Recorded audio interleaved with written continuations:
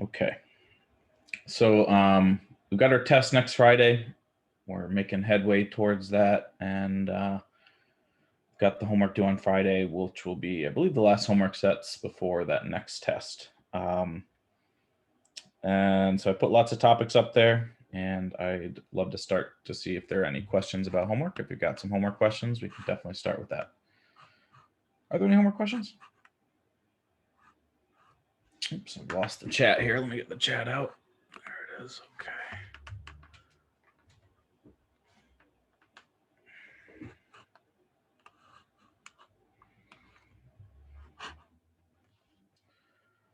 Okay. We're kind of in the middle of the material that'll be on the homework. So, if you want to bring some homework questions for Friday, that'd be great too. But what we were talking about, I guess I should take that out. What we were talking about was we looked at the first derivative test last time.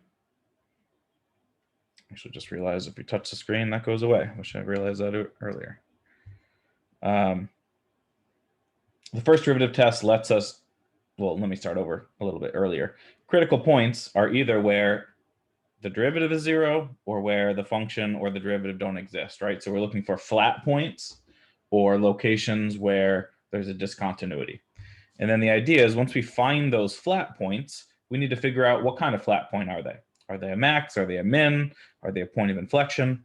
And so that's where the first derivative test came in, right? The first derivative test gave us a way to plug points in around the derivative and figure out whether or not the function was increasing or decreasing. And that leads us to figuring out whether or not it's a max or a min, or a point of inflection, right? We learned what a point of inflection was in those cases. That's like these are a special kind of flat point that keep increasing or decreasing. And what we learned in the last class was that has to do with concavity, right? And so concavity is the curvature of a graph, which means it's either shaped like a bowl, kind of, right? It has that upwards curvature, or it's shaped like an up or down bowl, upside down bowl. So it has a downwards shaped curvature. And it turned out we learned that the second derivative tells us about curvature, right? And so just what we had seen last time in the middle here, I've already got some highlights, but if I do it in red, what's inside there was kind of the main takeaway from the last class, which is if the second derivative is negative at a point, it means concave down. And if it's positive, it means concave up. And if we get the second derivative being 0, that's a point of inflection. And the last thing we kind of ended with was reminding ourselves what a point of inflection actually is, right? So we wanted to find the point of inflection on this last problem. We take the second derivative and set it equal to 0, because that's where it's going to tell us the concavity is changing. And we saw that x equals 0 on this last one was where that happened to happen. So, okay, that was my quick summary. Are there any questions about anything before we get started and keep going with, this next class is mostly going to be about the second derivative and concavity. And we're going to put it all together towards the end and do kind of a more complicated analysis of a rational function here somewhere down the line. I'm hoping I think we should get to this more complicated function, and we're going to take a whole page, maybe more, to think about that one. Okay, let me pause. Thoughts, questions about anything before we get going? All right, so like I said, we're just looking at concavity for the most part, and so we've got another kind of simple polynomial. Most of the stuff early on in the notes, at least, has to do with easier looking functions, right? And so let's look at this polynomial function and think about the concavity at 2 specific locations. So that'll be the first thing we do. And then we'll think about where does it actually change concavity, right? So there's 2 things to look at here, and we'll also provide a little picture as well. Let's just provide the picture first, just so sometimes it's nice just to have the answer before we even start. And so it looks similar to the last graph. It's got that x cubed kind of shape, except it does this. That's not quite right. It stays above the x-axis on the right. And so it has a point of inflection somewhere in the middle that I'm just going to highlight in red. Right, changes concavity somewhere in the middle there, kind of similar to the last one. And we'll think about where that happens and then what the concavity is on either side of that, which involves taking a couple derivatives, which is easy here, right? It's a nice, easy power rule. And so we can easily take a first derivative just using the power rule, and we can take a second derivative just as easy.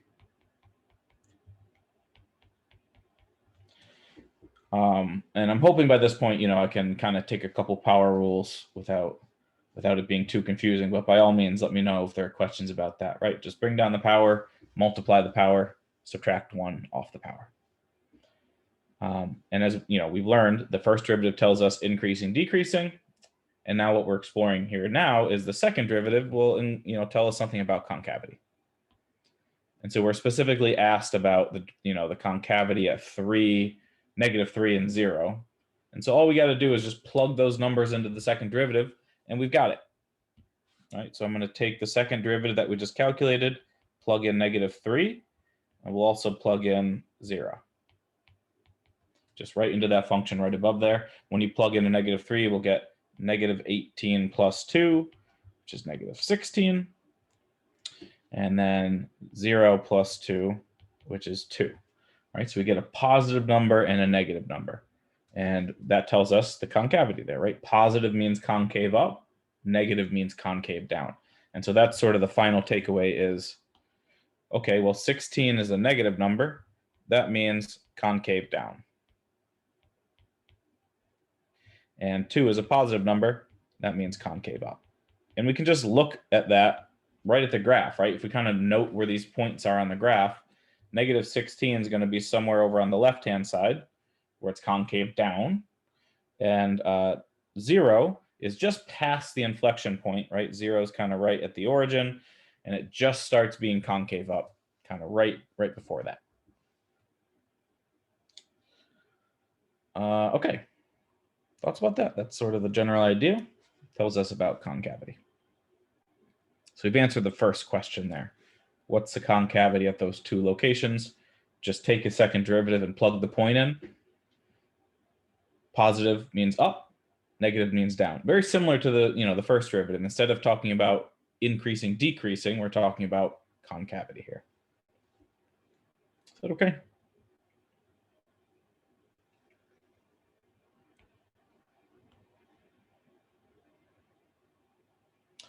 So the second part, where does it change?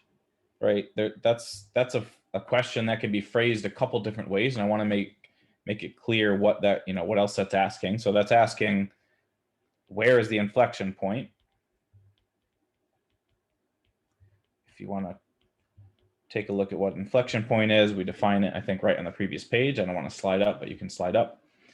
So that's the question there. And what we learned on the previous page is it occurs wherever the second derivative equals 0.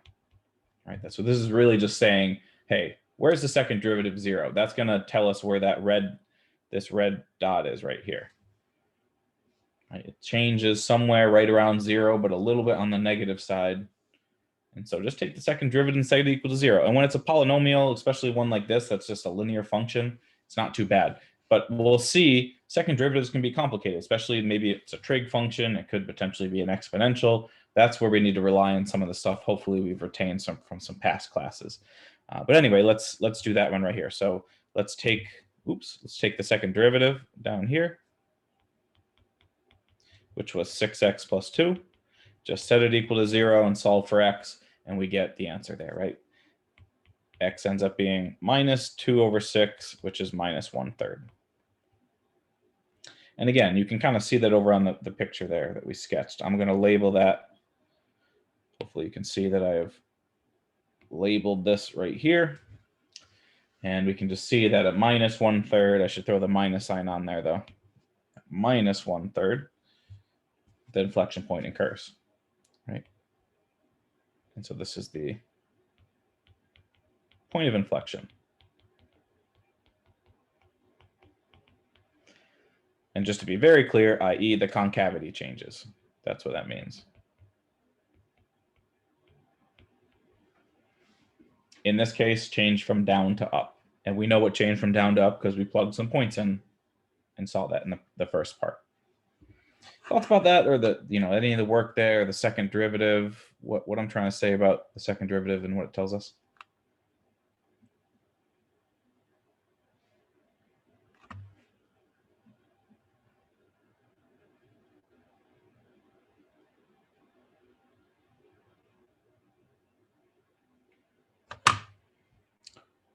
Okay, so hopefully you can see then that we can use the second derivative. Maybe I don't even need to tell you this to figure out maxes and mins too, right? So that's where the second derivative test comes in, which is the next part.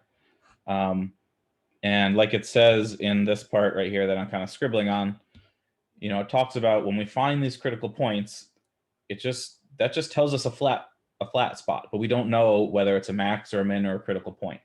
And so what we had seen previously was you can use the first derivative test to figure that out, right? So like it says right here, the first derivative test is a way to classify critical points. And the second derivative test, therefore, is another way to classify critical points. And we just do similar kind of things here, but it's a different interpretation. So let me just add that quick note. So second derivative test is a second way to classify critical points.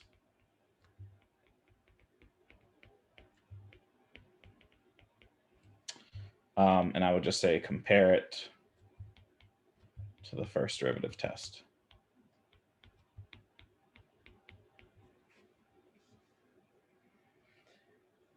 And you got to know them both. You know, there's two different homework sets. They each get into each one. Oftentimes on tests, you know, I'll specifically ask you to use one or the other. You know, I want to know that you can do both of them, obviously.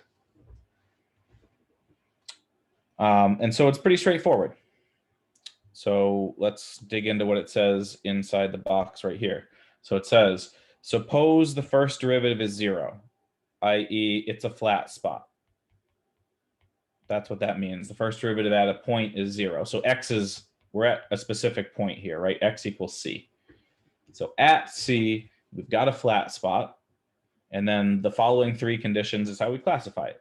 We either have the second derivative positive, the second derivative negative, or the second derivative 0. And each one of those tells us something, right? If the second derivative is positive, we've got a min because we've got a flat spot and it's concave up, right? That's what it would look like in that case. Flat spot, concave up, it's got to be a min. If the second derivative is negative at a flat spot, that looks like a max, right? Because we've got a flat spot, but it's concave down. And if the second derivative is 0 and the first derivative is also 0, that's a point of inflection. And so that would be those special cases that we saw. Remember, I drew this picture last time on the right here.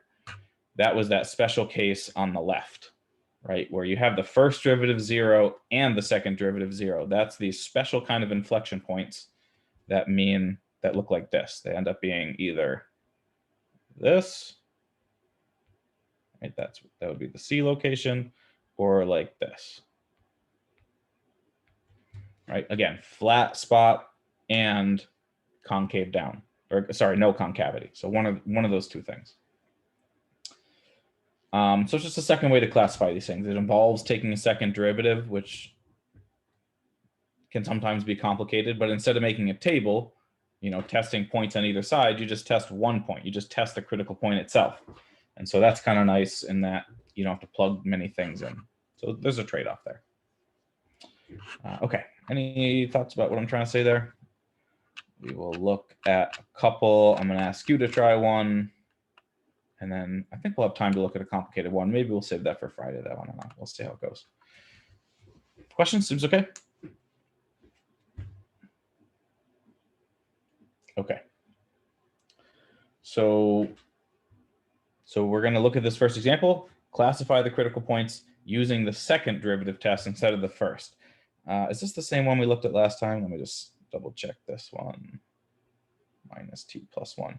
Yeah, so this is the same one that we saw, just to be clear, right here.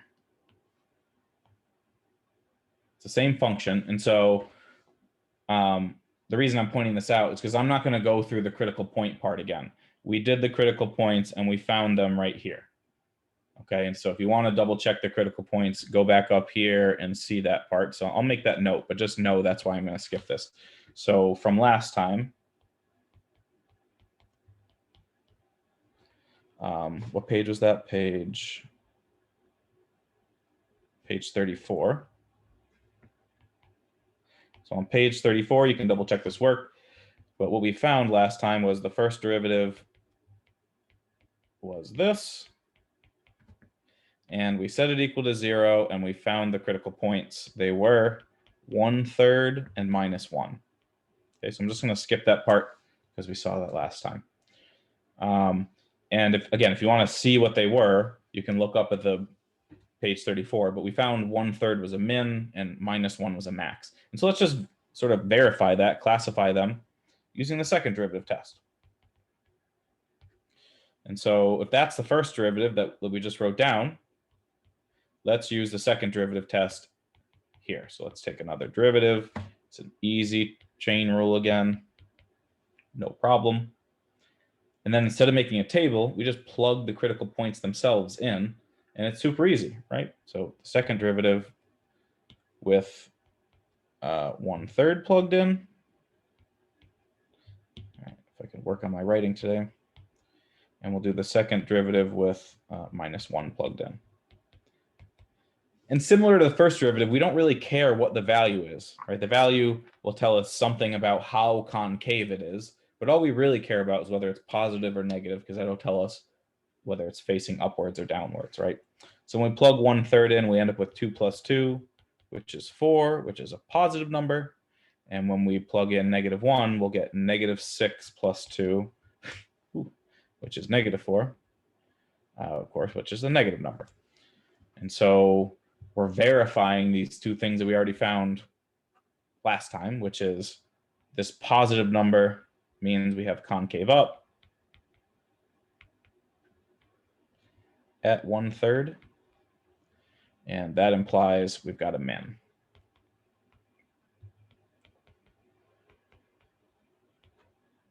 Just a different way to kind of reach that conclusion. And the opposite happens with the other one, right? We got a negative number, that means concave down at that location. And so that means we've got a max there.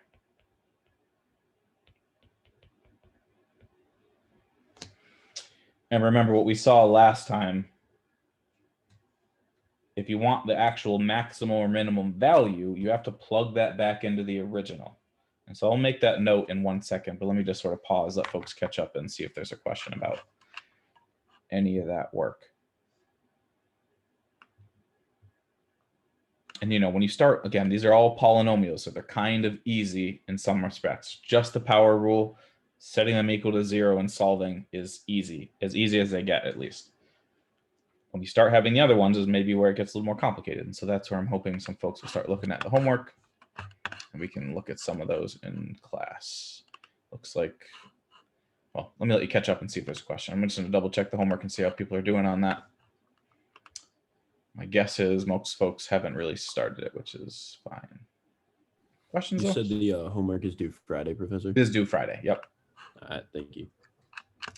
Yeah, most folks haven't started looking at that, so that's why there are a lot of questions, which is fine. We can look at it on Friday, but the homework due on Friday is kind of unfortunate sometimes, and so the only reason that happened is because I ended up postponing it one time from Wednesday, and we just got in that groove.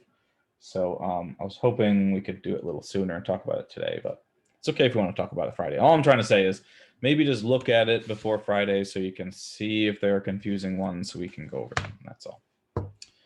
Questions about the work here at all?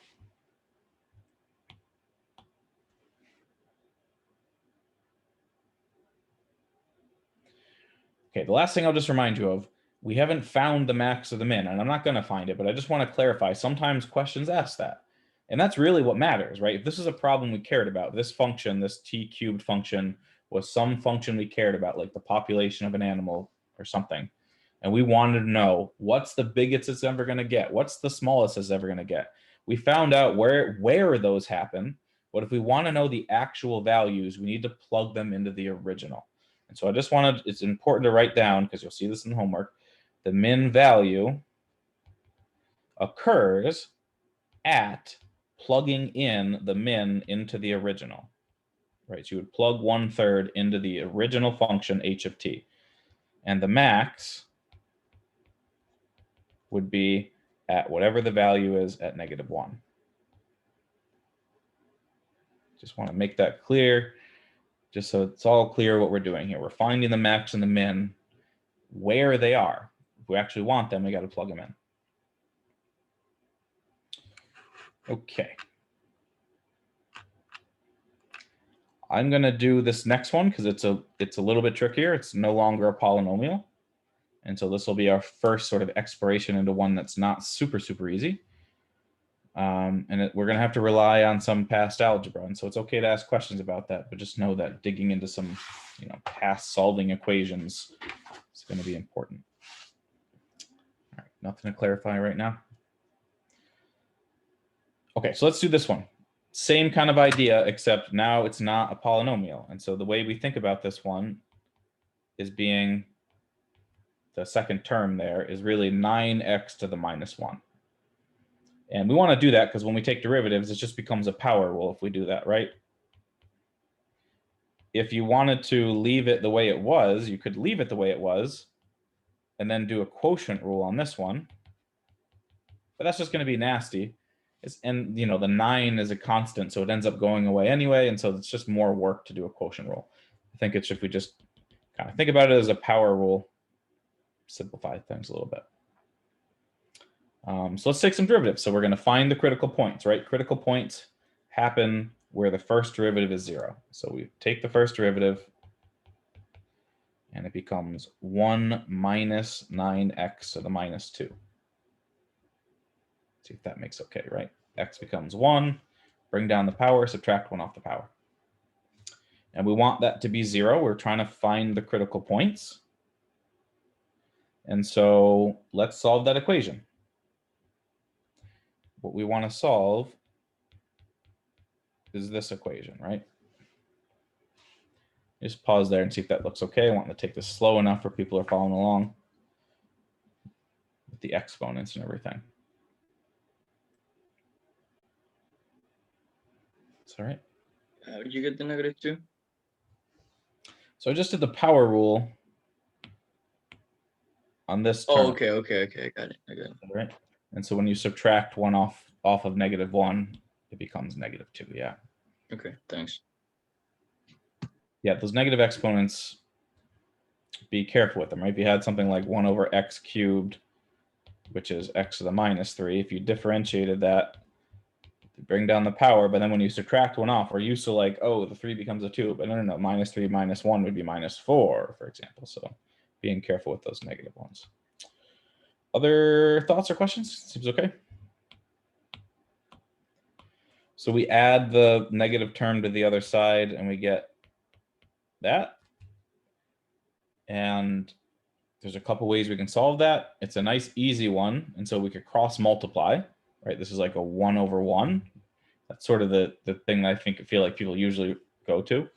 Or just multiplying both sides by x squared is going to do the same thing. And so either one of those things, if I cross multiply, for example, it just becomes this, right? So from here to here, just cross multiply. So this is, solving fraction equations or rational functions, rational equations. And then we just take a square root. Right? X squared equals 9. Take a square root. How much room do I have here? I guess I can. Just going to go up here with it.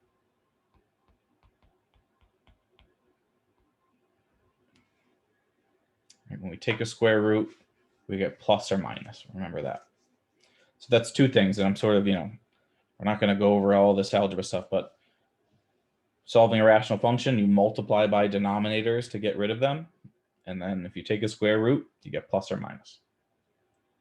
So those are two of the critical points. It's okay.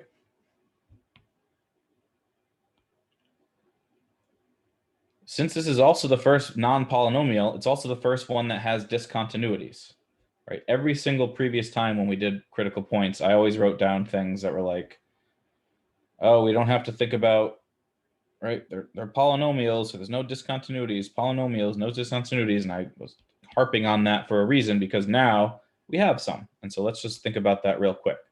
So also, the function and the derivative have what discontinuity? Right? You have x in the denominator of both of them. So what can't we plug in? 0. 0.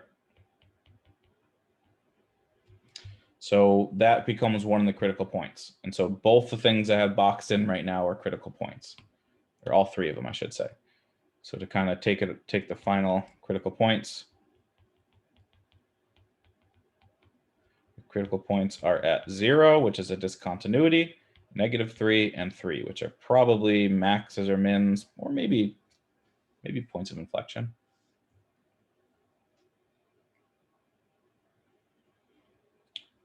All right, is that okay? We're going to classify them. That's the last step here. I have a question about how you cross multiplied to get 9 on the other side. Sure. I don't really understand it. So you're familiar with the concept of cross multiplying when you have like two fractions that are facing each other? Or does that word not make, does that phrase not ring a bell? So all it means is, zooming in on the fraction, the denominator of one multiplies the numerator of the other, like this.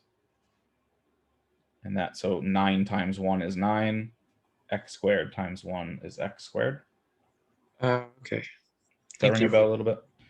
The other way to think about it is, and it depends on how you like it, I teach it both ways when I do pre-calc. You can multiply both sides by x squared, right? If I multiply this side by x squared, multiply this side by x squared, they cancel over here, and then you also end up with x squared equals 9. So we're trying to get the x out of the denominator, right? That's sort of the way to think about it. How do we do that? We got to multiply.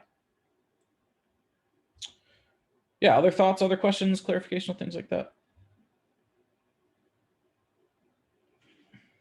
Those critical points seem all right. So this, this is specifically asking us to use the second derivative test. And you oftentimes see something specifically telling you to do one or the other. Let's try to get rid of this here. Come on.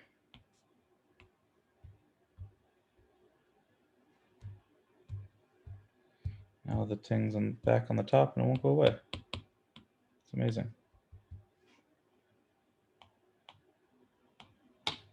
Go away. There we go. Okay. And so let's classify them. That's the last step. Well, x equals 0 is very clearly a discontinuity, right? Because it came from dividing by 0. So that's not one we need to plug in anywhere. Or if you tried to plug it in, you'd get errors in your calculator and stuff. And so that's just another indication it's a discontinuity. And for the other two, let's just plug them into the second derivative because we're being asked to use the second derivative test here, right? So let's take the second derivative. It's another power rule. And so if we think about the power rule again, we just get 18x to the minus 3. Is that okay? So power rule on this piece. Let me know if that looks all right. The 1 goes away. Minus 9 times minus 2 becomes 18, right? Subtract 1 off the power, it becomes more negative. It's okay. Which, as a reminder, looks like this. It's like 18 over x cubed. And maybe it's easier to plug it into something like that, for example, right? And so when we plug in 3, we get 18 over 27, which is positive. And when we plug in -3, we'll get the same thing, but negative.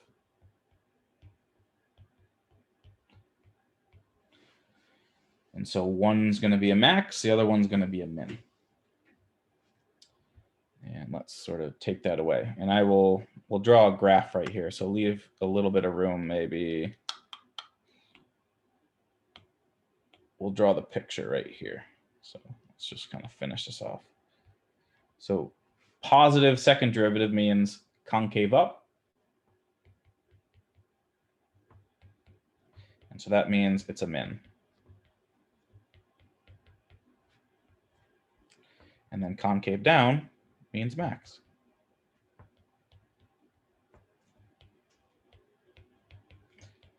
And, we could have found the same thing using the first derivative test. So if you really wanted to have some fun, or maybe, check your understanding is what I really mean. Maybe you could try the first derivative test on the same problem and just see if you can verify that. It's good practice for a test or something. Let's throw it on the plot real quick. So I plotted this on my calculator. And it looks a little something like this. So there is a discontinuity at 0. So there's a dotted line at 0. Let's throw that in.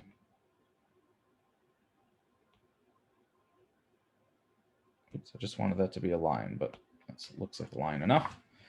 And then it turns out it does a funky thing on either side of the line. It does this kind of thing. And it does this kind of thing. And so there's this max at -3, and there's this min at 3.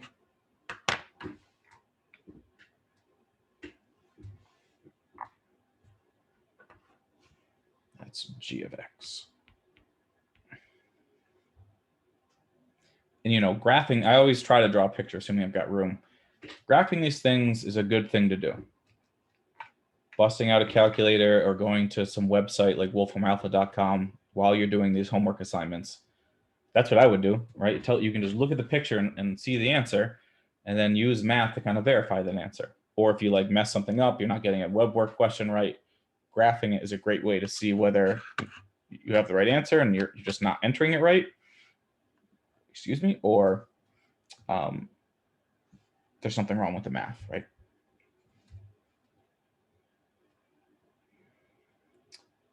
All right, any thoughts? Any questions at all?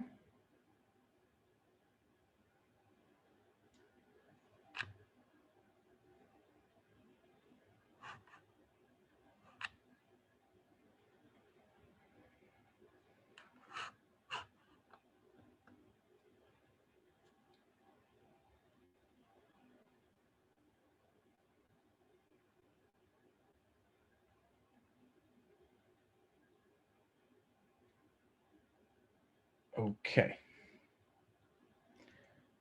So the next one is the one I'm going to let folks work on and see how you can do. I'm going to break folks up into breakout rooms, but I'm going to sort of set up the idea first. And if you happen to be watching this later, not live, you know, just work on it yourself during the breakout room. But I just want to set it up just so we're not confused about the derivative, because sometimes people get confused about the x to the 6 over 3. I did that so that when you bring down the 6, it'll turn into a nicer number and not have fractions and things. That's the only reason there. So so yeah, let me just take 2 derivatives on this next one, and then I'll let you think about it for a little bit. So we have this function g. It's another polynomial, so we're not going to have discontinuities. Keep that in mind. And the instructions here say find the critical point. So that involves the first derivative. And then we're going to classify them using the second derivative. And then there's an additional step, which I'm not going to sort of talk about. I'm going to let you think about and then go over, which I think you should be able to figure out basically based on what we've talked about, which is figuring out where the function is concave up and down. Like what intervals is it on, right? So the second derivative tells you can use it to tell when it changes concavity. And so then use that piece of information to think about when is it concave up and down overall. So that sort of last question is something to think about together and see if you can come up with an answer, and then I'll go over it. But I just want to start us off with just taking the derivatives together just so there's no confusion about that. It's an easy power rule again, and it becomes 2x minus, bring down the 6, divide by 3, it becomes 2. 2x, what just happened there? It'll be 2x to the 5th. And then the second derivative is an even easier power rule, which is just 2 minus 10x to the 4th.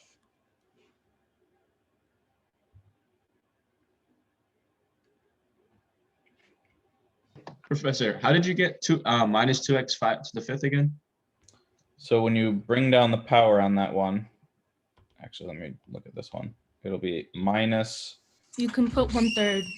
1/3, yeah, that's right. I got Times you. 6 times x to the 5th. And so when you do 1/3 times 6, or 6 divided by 3, that's where the 2 comes from. Yeah, that makes sense. Other thoughts about that? Seems okay. Setup's okay. So you're going to find critical points, which involves setting the first derivative equal to 0. Looks like it's going to be a factoring problem. and then take a second derivative to classify them. And then again, thinking about where concavity occurs also has to do with the second derivative, and I'll just sort of let you ponder that for a little bit. I'd like to spend at least, I'd like to come back to this probably around 11:50, and then we'll probably, anyway, let's come back after that time and I'll pop around to the breakout rooms. So I'm gonna do 3, 4, 5, 6 breakout rooms. And please raise your hand if you're confused. I'm gonna come around, but by all means, reach out.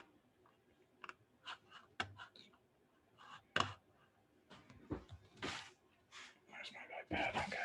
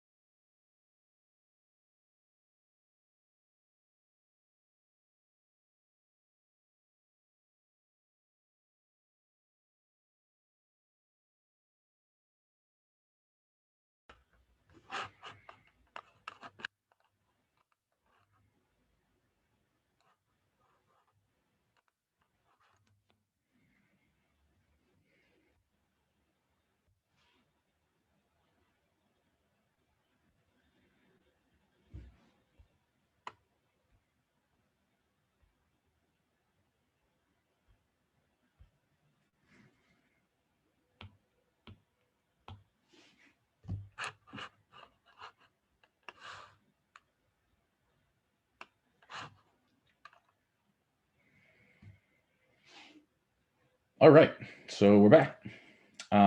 Just checking in with some of the answers here. So I know everyone got the critical points. I checked in with everyone about that. And I also have the classifications down there right in the middle. And so for the classifications, specifically using the second derivative test, we want to plug things into the second derivative, right, the critical points. And when you do that, we also previously had the second derivative, right? So you just take those, plug it into them. Easy polynomial, so no big deal. And when it's a positive value, we have concave up, therefore a min. Negative value means concave down. So we have the 0 being a min, the midpoints or the endpoints there being maxes and maxes, which seems kind of strange, I feel like, when you think about both those points being maxes. But we'll also draw the picture in a second here. So let's leave a little bit of room for, say, the picture right here. Classification, okay. I'm also going to answer that last question about where the concavity changes. Thoughts?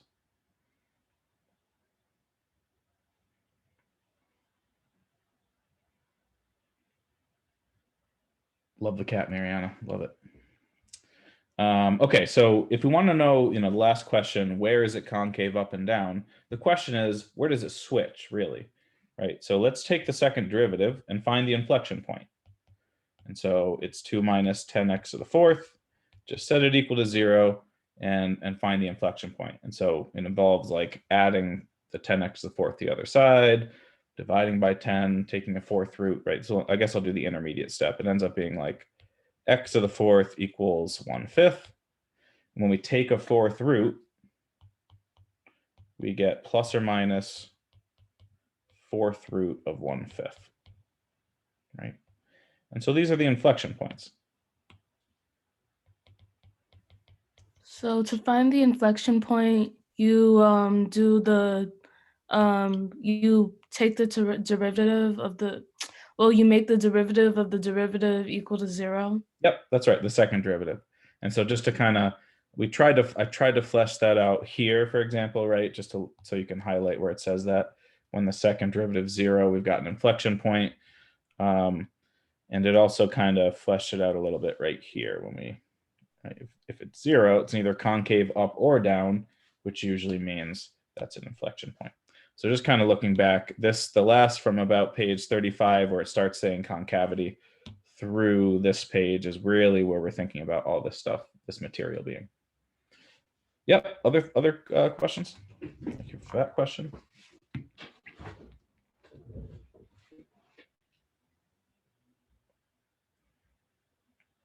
Okay, and so plus or minus fourth root of 1/5 are like numbers that are really close to 0, right? And so we're going right on either side of 0. And so it turns out we have points that we've already tested around that, right? From the classification right up there, those are points that are on either side of this. And to kind of maybe give you the picture a little better, let's start to draw our graph, or let's just draw the graph. I'll show you what the graph looks like. So I plotted it. Did anyone plot it themselves? Did you think about doing that? It's always a good idea. I've got it on my computer. Let me just pull it up real quick so I can remind myself. So it goes between like -2 and 2, and it looks like this. All right, so this is g of x. And so you can see the things we just found, right? So this point right here where the max was -1 and 1. And then that min is supposed to be right at 0, that bottom of the hoop there. And you can see the inflection point, right? The inflection point, let's just highlight them in red, plus or minus fourth root. It's like right here and right here. I don't know how we want to note that. The inflection points are those two places. Is that too messy? I don't know. See that though? See how it's concave down on one side and concave up in the middle though, if you kind of put the dot there. And so that's sort of what we just found. And so if we want to think about the interval on which it's concave up and down, looking at the picture and the points we already plugged in, we know the answer to that, right? And so, so let's see, how can I make this stand out? I'll do it in black. And I'm going to say, based on this information, so I'm going to draw an arrow down here. So based on plugging things in around the inflection points, we know that it's concave up between in the middle there, right? So from the 4th root of 1/5, from the minus of that, excuse me, to the plus 4th root of 1/5.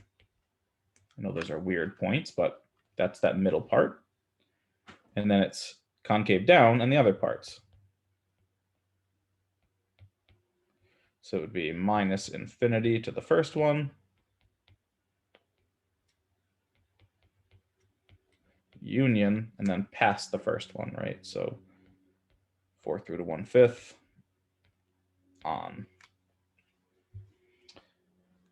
Because we plugged in points around there. I know I kind of ran out of room, so I don't want to. I can't jam it. I guess maybe let me just make a note here, actually. Can I do that?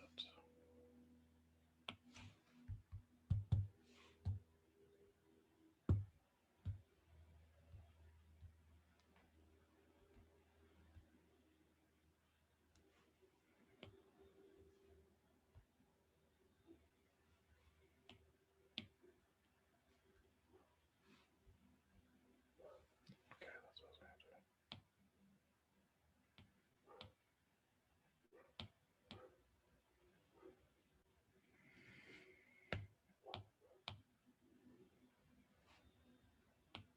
Okay, sorry. I'm done here. I just wanted to make this clear in case anyone's confused. So we know that the inflection points are here and here, plus or minus that. And we tested points from above in green. We had tested 0 and plus or minus 1 in the second derivative, right? And we found that it was, let's see here, it's concave up in the middle.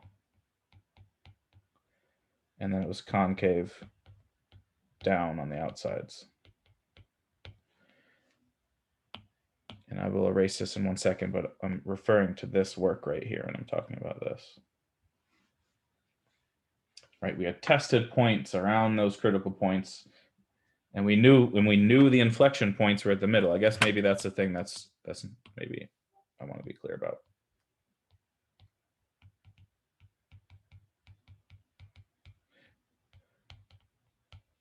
The roots are the inflection points. We tested points around them, and so we know what changed at those points, and we just know that it has to be the other things in between them. So it's sort of like doing the second derivative or the first derivative test on the second derivative test. So this is kind of like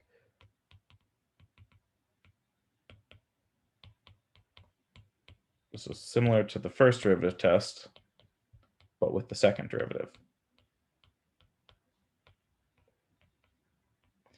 All right, I don't mean to belabor the point if this makes sense to you, but I was just trying to make it clear for maybe people who it's not making sense to, and I'm happy to answer some questions. I'm going to stop here.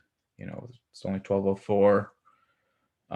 We'll do the last example on Friday. Let me just remind you too, we've got that quiz as well on Friday, so I'm happy to talk about material that might be on there. I'm going to ask you to probably think about some of these things on the quiz in probably a very simple way, because I know we haven't had the homework due for it yet, so I'm not going to hit you with the homework question and ask you to find critical points necessarily, but I may like say like, hey, here are the critical points. If here's maybe like show you the work, for example, and ask you to tell me what's going on with the work.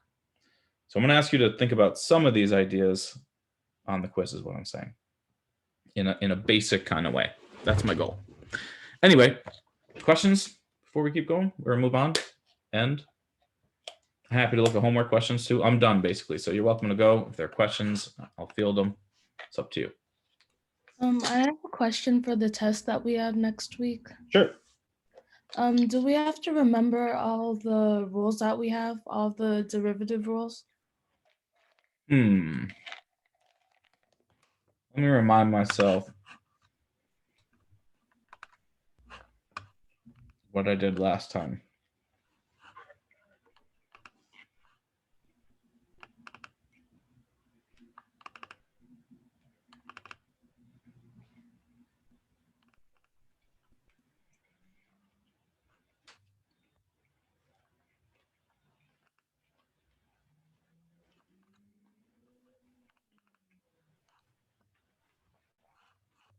while I'm opening this up and looking at that, does someone else have a question?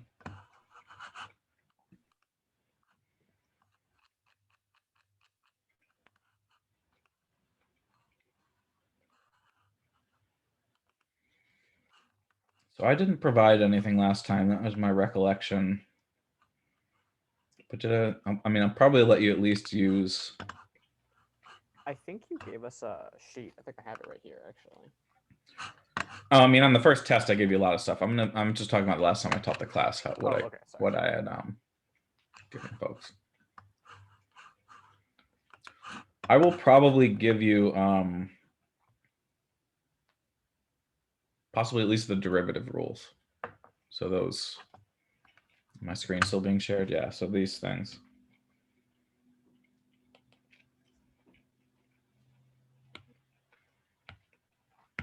Were there other things you were thinking about? I don't know. I mean, I'm going to want you to like understand how to find critical points, first and second derivative tests, like those kind of things are the things that I'm going to kind of be testing on. I mean, I'll probably also allow some kind of note card too to let you bring some ideas in. Clarify something else there. Something I keep forgetting to mention, and maybe I'll try to remember on Friday, is I want to keep going. I want to go over these quiz solutions, these past quiz solutions. I keep forgetting that, especially this one. I don't know if you guys have seen this. A lot of people struggled with these two questions, and that's going to be on this next test, I believe, too, right? So, is that right? I think so. Last quiz. This was 2 quizzes ago. This was not this past Friday. It was 2 Fridays ago, and I passed it back, you know, the next day or whatever. This is the one from last Friday, which I'd be also happy to talk about. Most people did pretty well on this one, though. I don't know if you guys, you know, when I pass these back now as part of Gradescope, I provide a lot of stuff. There's a lot of people here still, so can I just show you that real quick? Let me share my computer screen.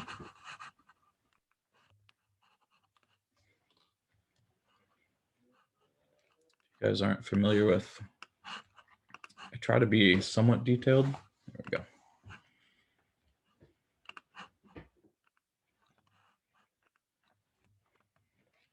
It's unfortunate I can't act as a student, but I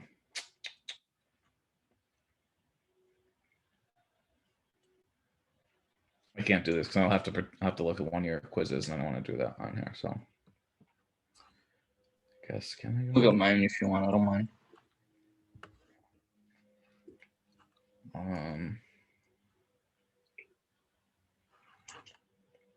Is that Jorge who said that? Yeah. All right, I'm gonna pop into yours. You did well on this one anyway. So when you go in here, on the right, it's got each question, and if you click on the question, it'll pop up this solution that I just showed you a second ago. And sometimes I add notes. Like if you get something wrong, I may, you know, I didn't actually write anything on this one. Sometimes I'll write on your specific thing what you did, or at least what, you know, if I don't write something, what I'm hoping is you can pop this up and see what you did wrong. And that's, you know, that's an important thing to do. Like that's when I don't want to spend too much time in this and lecture about how to, you know, do class stuff. But when you get these corrections back, that's the goal, is to learn something from that. And I'm trying to help with that a little bit. I don't know. That's what I'm saying. Just be aware it's there. Sometimes people are like, oh, I had no idea that's there. And it's tricky because you actually have to click on the question to make the thing pop up. So it involves a little bit of time and exploration. Good thing to do before a test, I guess, is what made me think of it. Anyway, other questions about anything? Homework otherwise? I don't know if you guys are hanging around for a specific reason.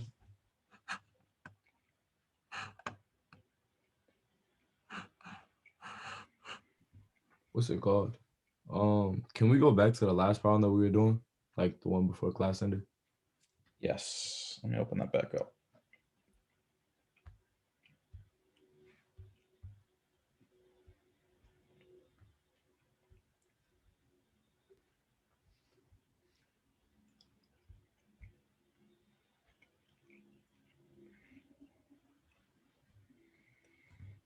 Yeah. Why at G, like the second derivative of G, when it's 0, 2 minus 0 equals 2, why is x equals 0? Why is it that? 2 minus 0 equals 2. Can I answer that for him? Sure, yeah, I don't really see where he's talking about. I'm sorry, go ahead. Well, when you for the Oh, I when see. Go ahead. you see, Yes. yeah, for 2x minus 2, for 2x minus 2x to the fifth equals 0, you would have to factor, and then you'd have 2x times 1 minus x to the fourth, and Is that 2x. what, I'm not sure. Are you talking about that part, or are you talking about this I'm right talking here? about what you got, yeah, what you just circled. But I also needed to learn how to do the other thing, because Okay. when they were talking about getting the critical points, I simply could not. Okay. I Okay. tried to factor my hardest. It wasn't Sure. working. No, that's fine. Let's start from the beginning then. And Janetta was actually absolutely right. So you can keep going if you want. So we had the two derivatives, right? And so Yeah. she's talking about the factoring part, which is if you want to take the first derivative and set it equal to 0, which is what we're doing here, right? It involves factoring. Because yeah, go ahead. And when you factor it, you have to, both of them, you have to make them equal to 0, like 2x. When you get 2x and 1 minus x to the fourth, you'd have to get 2x equals 0, and 2x equals 0, like x would obviously have to equal 0.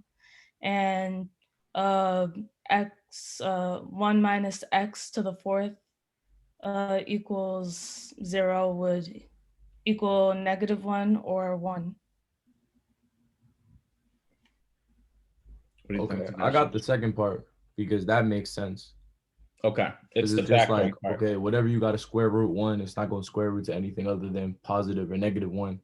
But 2x equals 0, x has to equal 0. Is that just the logic that we're using? Like, you don't got to do too much math. You're just going to be like, yeah, x got to equal 0. So 2x to the 0 is just x 0. Yeah, so when you do the second, so first of all, the factoring is okay, going from, what I kind of wrote right here. I thought that's what you were originally asking about. It's like- Yeah, that it makes more sense now that I can physically like see it.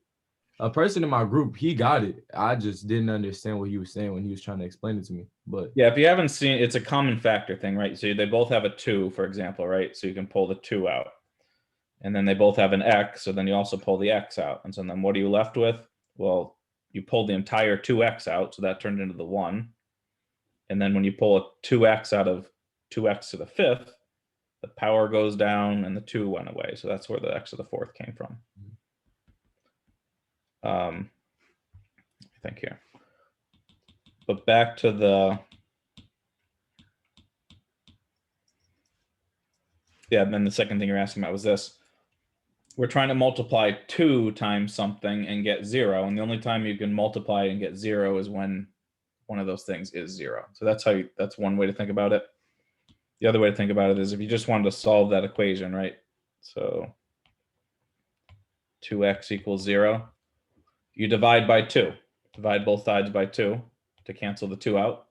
Then you get x equals 0. Right?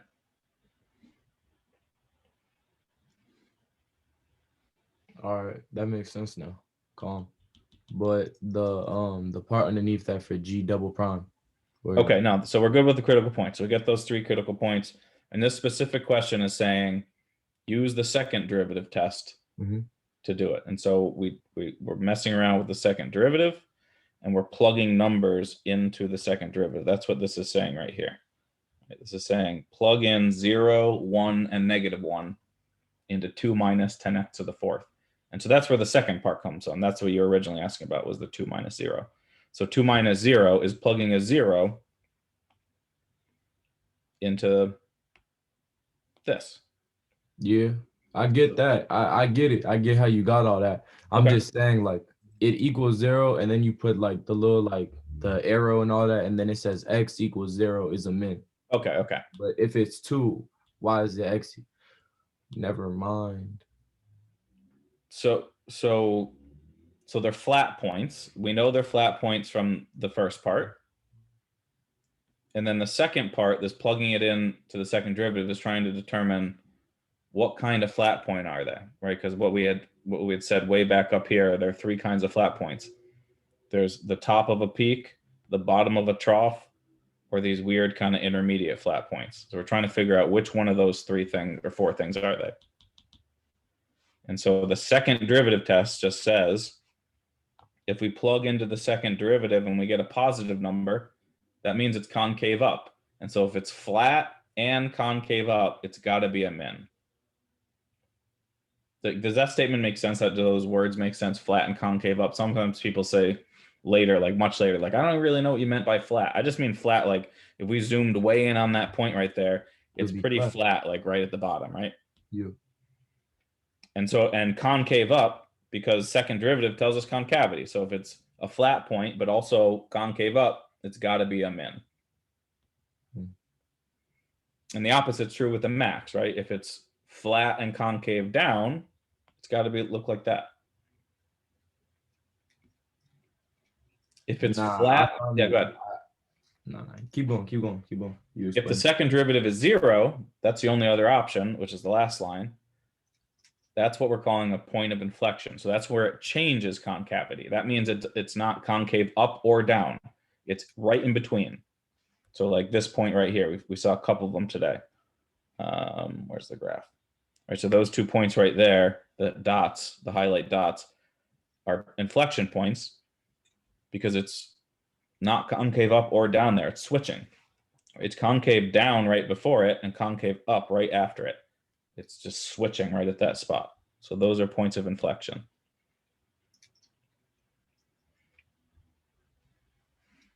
And so all these things say that, right? So let me switch my highlighter color. Right, these numbers right here are the output from the second derivative. And so what I'm doing with the arrow, I'm just saying, hey, we got a positive number from the first one. Positive numbers in the second derivative mean concave up. If we're concave up and we're flat, it's a min.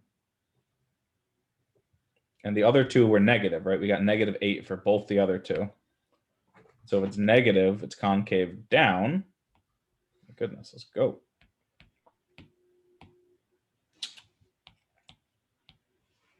This means concave down. Concave down and flat means a max.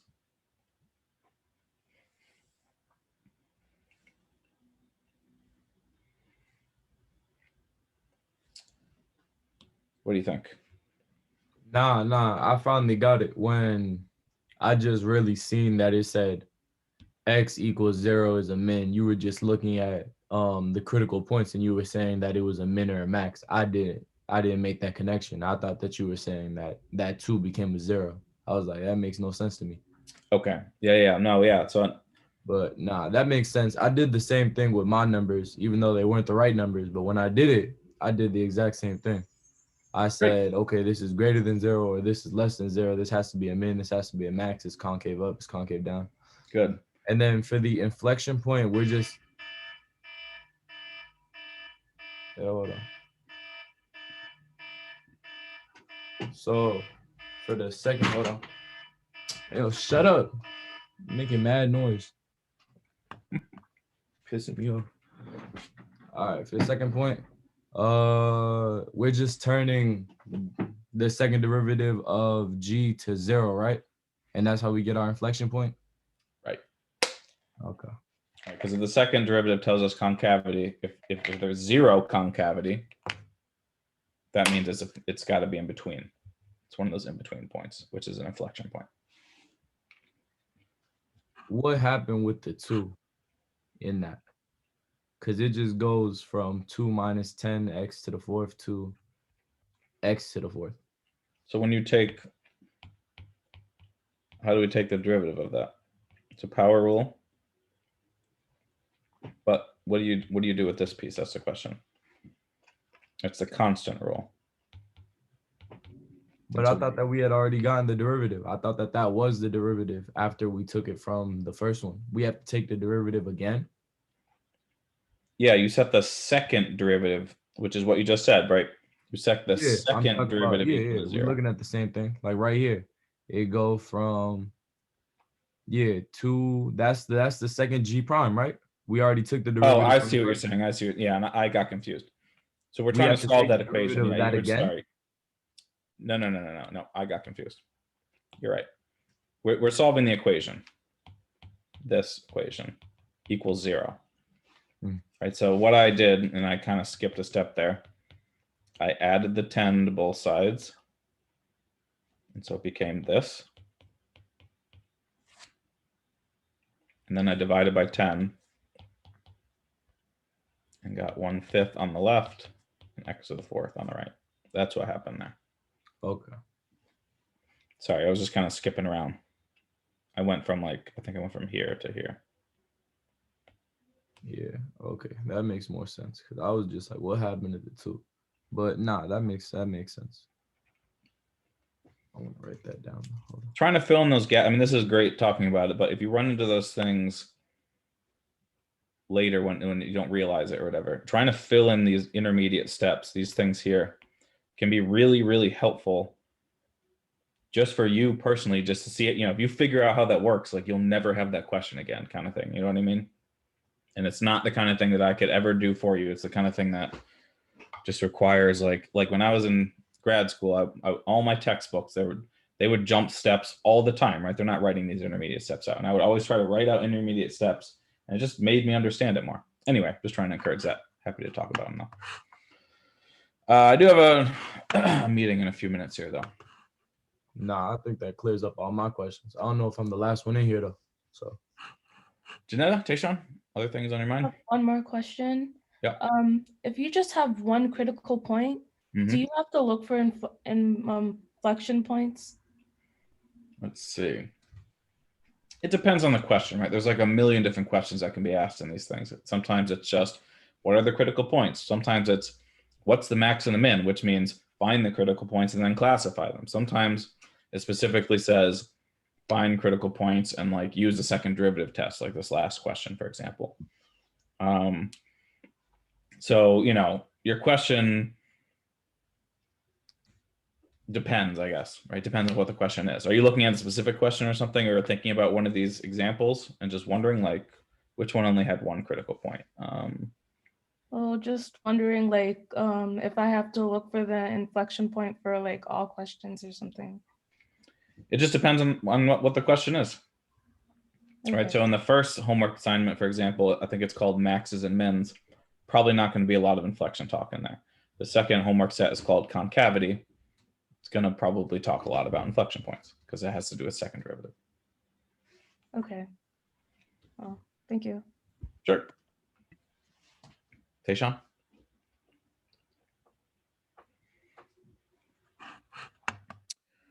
All right, I'm signing off. Anything else, Sebastian?